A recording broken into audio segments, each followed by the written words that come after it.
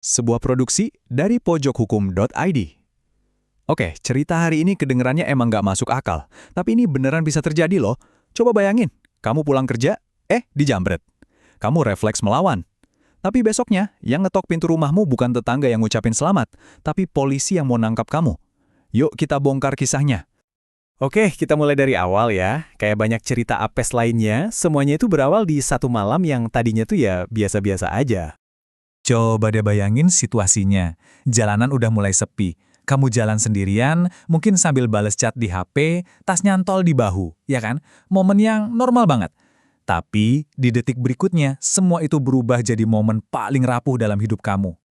Dan jeger, kejadian. Tiba-tiba aja, dari mana nggak tahu, sebuah motor mepet.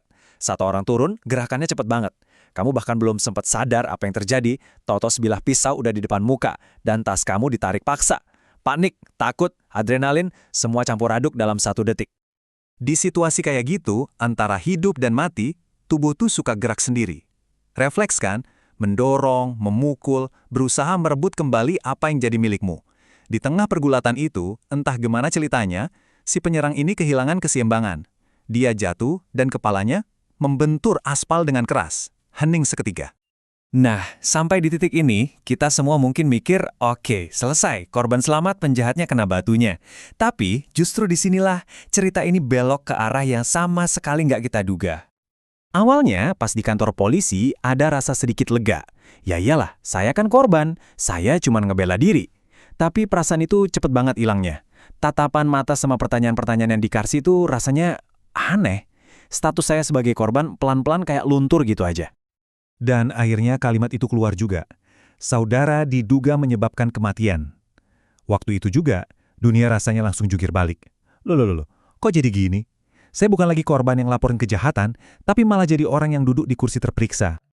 Oke, stop dulu ceritanya sampai sini. Ini pertanyaan paling penting nih. Gimana ceritanya seorang korban kejahatan yang membela diri malah bisa berbalik jadi tersangka? Nah, sekarang kita masuk ke aturan mainnya. Saatnya kita jeda ceritanya sebentar dan kita bedah dasar hukumnya. Ini bagian paling krusial buat ngerti kenapa situasi tadi itu bisa banget kejadian. Oke, ini poin paling dasarnya. Hukum pidana kita itu nggak hitam putih. Akibat yang fatal, misalnya kematian, itu nggak otomatis bikin pelakunya jadi penjahat. Hal pertama yang bakal diselidiki itu adalah niat dan konteks situasinya. Apakah ada niat buat membunuh atau tindakan itu murni karena terdesak buat nyelamatin diri? Nah, makanya hukum kita itu nyediain sebuah konsep yang namanya pembelaan terpaksa. Ini semacam kartu bebas pidana buat siapa aja yang ngelakuin sebuah tindakan yang kalau di kondisi normal itu kejahatan, tapi dilakuin demi ngelindungi diri sendiri atau orang lain dari serangan yang datang tiba-tiba. Tapi ada syaratnya, dan disinilah bagian rumitnya. 3 hal ini harus terpenuhi. 1, serangannya harus nyata dan melawan hukum. Jelas ya? 2, pembelaan itu dilakuin karena terpaksa, nggak ada pilihan lain. Dan ketiga, nah ini yang paling tricky, pembelaan itu harus proporsional. Maksudnya, seimbang sama ancamannya. Kalau dianggap berlebihan, status pembelaan diri tadi bisa gugur. Mengingat betapa rumitnya aturan barusan, terus apa yang harus kita lakuin kalau, amit-amit ya, jangan sampai kita kejebak dalam situasi kayak gini, ada 3 langkah penting buat ngelindungin posisi hukum kita. Pertama, secepat mungkin lapor ke pihak berwajib. Jadilah orang pertama yang ngasih kronologi utuh dan jujur dari awal sampai akhir.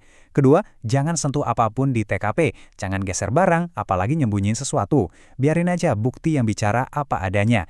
Dan yang ketiga, ini wajib. Minta didampingi penasehat hukum dari pemeriksaan pertama. Ini bukan berarti kamu salah loh ya, tapi buat mastiin hak-hak kamu sebagai warga negara itu terjaga. Jadi pelajaran apa yang bisa kita ambil dari semua ini? Ini ngebawa kita ke satu kesimpulan mendasar soal cara kerja hukum, yang sering banget beda sama logika kita sebagai orang awam. Dan inilah kuncinya, buat kita mungkin udah jelas banget siapa korban dan siapa pelakunya. Tapi hukum itu nggak jalan berdasarkan perasaan atau opini publik. Hukum itu berjalan di atas rel pembuktian. Fakta, saksi, dan bukti di pengadilanlah yang nanti bakal nentuin segalanya, bukan emosi kita. Nah, sekarang giliran saya yang nanya ke kalian. Setelah ngerti ceritanya, menurut kalian garis batas proporsional itu ada di mana sih? Sejauh mana sebuah perlawanan itu masih dianggap wajar pas nyawa kita lagi di ujung tanduk? Coba deh bagiin pendapatmu. Membela diri adalah hak, tapi memahami konsekuensinya adalah sebuah kewajiban. Karena di persimpangan antara benar dan salah, aturan hukumlah yang jadi penentunya. Kalau ragu, cek hukumnya dulu.